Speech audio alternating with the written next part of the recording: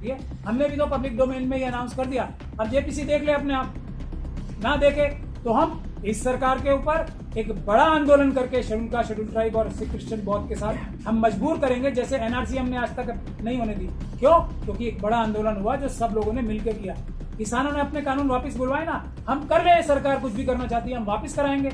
अगर भारत के संविधान में और देश की जनता में ताकत होगी तो ये बेईमान सरकार कुछ भी करती रहे, अमित शाह जी और मोदी जी मिलकर कुछ भी करते रहे, किरण रिजिजू, हम वापस कराएंगे। अब वापस कराने से पहले एक मरहला ये भी है कि हम इन कानूनों को आने ही ना दे, जैसे हमने एनआरसी रुकवा ली। तो लेकिन वो सिर्फ एक तरीके से होगा, कोई भी किसी भी गलतफहमी में है तो वो गलतफहमी में ना रहे, धोखे में ना आए और धोखा खाए भी नहीं। सिर्फ पीसफुल प्रोटेस्ट के अलावा इस सरकार को मजबूर करके ही ये वक्फ का कानून रोका जा सकता है, वरना सीधा करने की धमकी जो हमारे एक बहुत ही हमेशा से धमकी देने वाले प्रधानमंत्री हैं, गृह मंत्री हैं, प्रधानमंत्री इनडायरेक्टली और अमित शाह जी डायरेक्ट धमकी जो देने वाले हैं, वो उन्होंने धमकी दे ही दिया, मैं सीधा कर दूंगा। क्या एनआरसी सीए की तरह कोई आंदोलन करेंगे? उससे भी बड़ा करना पड़ेगा, या उससे भी बड़ी बात है, बिल्कुल करना पड़ेगा। और ये एसजीपीसी एक्ट है, क्रिश्चियंस के जो एंडाउमेंट्स है वो सब खतरे में है, बुद्धिस्ट कम्युनिटी के सबसे ज्यादा खतरा होगा इससे। तो ये कानून कोई एक मुसलमानों के लिए थोड़ी बन रहा है, यही कानून रिपीट होगा फिर सबके लिए। एससी एसटी एक्ट तो बिल्कुल खत्म कर दिया ना।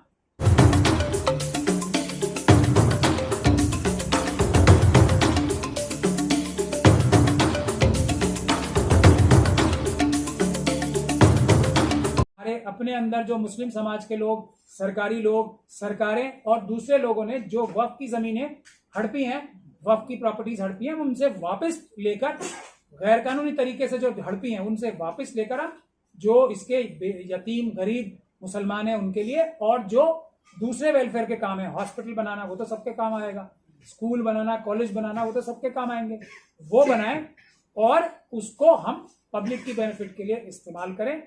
और जो रिलीजियस बॉडीज हैं उनके लिए जो वक्फ की गई है, हम उनकी रख रखाव के लिए, आज जो ये इल्जाम लगते हैं ना कि सड़क पे नमाज पढ़ रहे हो, जब वक्फ की प्रॉपर्टी जो पैसे आएंगे और तो हम कनॉट प्लेस में 1 रुपए की जगह 2 रुपए की जगह में खरीदेंगे कोई जगह और उसमें मस्जिद बनाएंगे, क्या दिक्कत है किसी को? तो ये सब इन्हीं चीजों के लिए है, क्योंकि वक्फ में अगर कोई प्रॉपर्टी देता है तो उसकी मर्जी हमेशा के लिए मानी जानी चाहिए, ये बुनियादी कानून है। और ये कॉमन लॉ भी यही है। अगर मैं कोई चीज गिफ्ट करता हूं, चलिए मैं सपोजिंग यही मानता हूं कि क्रिकेट एकेडमी बनेगी, मेरे पैसे से बन रही है ना क्रिकेट एकेडमी, किसी को क्या मतलब है उसमें टांग अड़ाने में? तो वही बात वक्फ का भी कॉन्सेप्ट है, तो वहां क्रिकेट एकेडमी ही बनेगी, कोई वहां पे जुआ खाना नहीं बना पाएगा। सवाल ये है कि अभी 2 दिन पहले मौलाना कल्बे जवाद साहब ने कहा कि जेपीसी सिर्फ एक धोखा है, सरकार की तरफ से एक ड्रामेबाजी है, क्योंकि वो खुद रिटर्न में एक अपने सुझाव लेके गए थे और वो सुझाव उनको नहीं लेने दिया गया, ना ही उनको कोई रिसीविंग दी, जिसकी वजह से वो नाराज थे। तो कहते हैं कि जेपीसी सिर्फ एक धोखा है। आपका इस पर क्या जवाब है? देखिए, मैंने तो पहले दिन से यही कहा था, बेईमानी है, जाना ही नहीं चाहिए। तो जो भी ईमानदार, जो भी ईमान वाला इंसान है, आज नहीं तो कल मेरी बात मानेगा। मौलाना कल्बे जवाद थोड़े ज्यादा मजबूत आदमी है तो उन्होंने जल्दी मान ली मेरी बात कि जेपीसी धोखा है, फ्रॉड है। अच्छा, आप ये सोच रहे हैं कि ये 44 पॉइंट्स आप पढ़ लीजिए, जिसमें सजा, मैंने क्या कहा है कि अभी सजा 2 साल की है, उसको 10 साल से लेके उम्र कैद करना चाहिए। ये अच्छा इंप्रूवमेंट होगा, या ये होगा कि ये कॉग्निजेबल ऑफेंस ही नहीं रहेंगे, इसमें अरेस्ट ही नहीं हो सकता, खूब लूटो खूब चोरी करो, और 2 साल से कम करके सजा कम कर दूंगा, फाइन कम कर दूंगा मैं।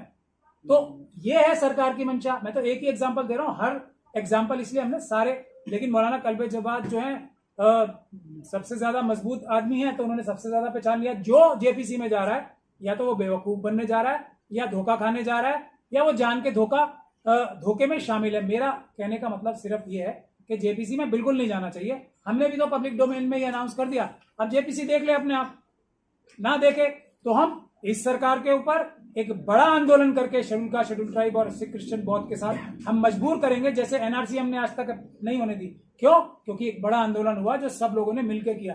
किसानों ने अपने कानून वापस बुलवाए ना, हम कर रहे हैं, सरकार कुछ भी करना चाहती है हम वापस कराएंगे। अगर भारत के संविधान में और देश की जनता में ताकत होगी तो ये बेईमान सरकार कुछ भी करती रहे, अमित शाह जी और मोदी जी मिलकर कुछ भी करते रहे, किरण रिजिजू, हम वापस कराएंगे। अब वापस कराने से पहले एक मरहला ये भी है कि हम इन कानूनों को आने ही ना दे, जैसे हमने एनआरसी रुकवा ली।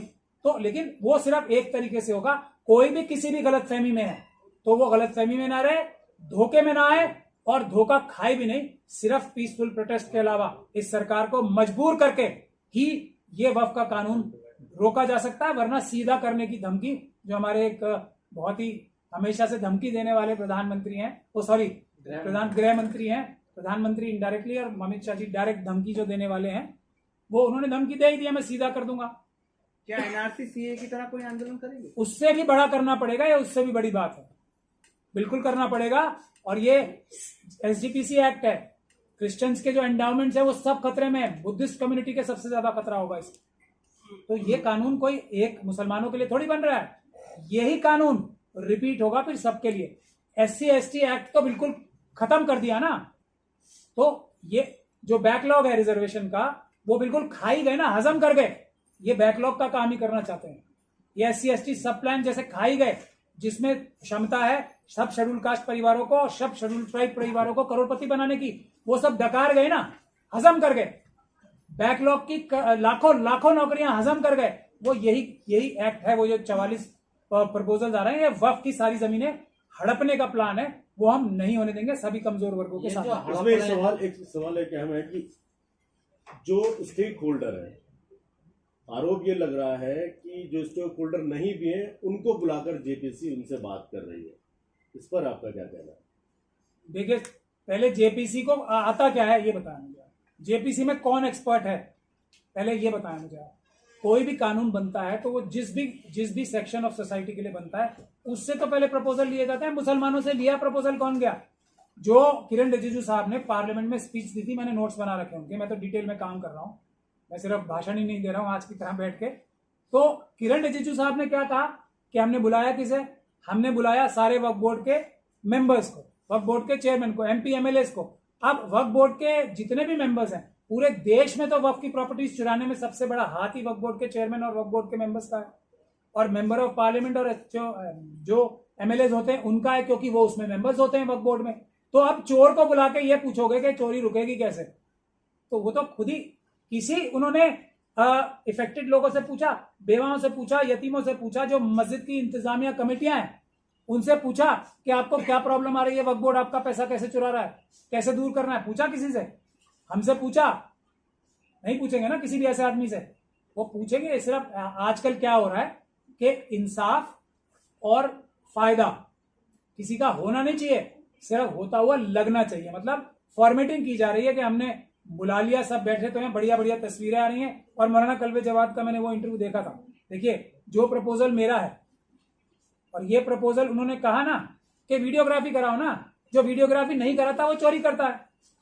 हम भी तो पहले दिन से मैं क्या कह रहा हूं, मैं भी जेपीसी से बात करने को तैयार हूं, लेकिन जैसे हमने CNRC के टाइम में क्या कहा था कि भाई मैंने तब भी मना किया था, मैं किसी सरकार से कोई बात ही नहीं करना चाहता, क्योंकि सरकार की मंशा नहीं है, वो NRC लाना चाहती है, वो झूठ बोल रहे हैं, बेईमानी कर रहे हैं। बात करनी है तो शाहीन बाग में टीवी स्क्रीन लगेगी, उस तरफ अमित शाह साहब होंगे और उनके सारे लोग होंगे, इस तरफ हम होंगे, सबको पता लगे ना बातचीत क्या हो रही है। ये बातचीत तो नहीं हो रही कि मस्जिद नबवी में हमने जो अनऑथराइज कंस्ट्रक्शन की है उसे रेगुलराइज कर दो और हमें मजे उठाने दो उसके, ITO की मस्जिद के। ये तो नहीं हो रही कि हमने ये बड़े बड़े जो वक्फ की प्रॉपर्टीज हड़प रखी हैं उनको छोड़ दो, बाकी तुम्हें जो करना है करो, हमारे से क्या लेना है। ये तो बात नहीं हो रही कहीं।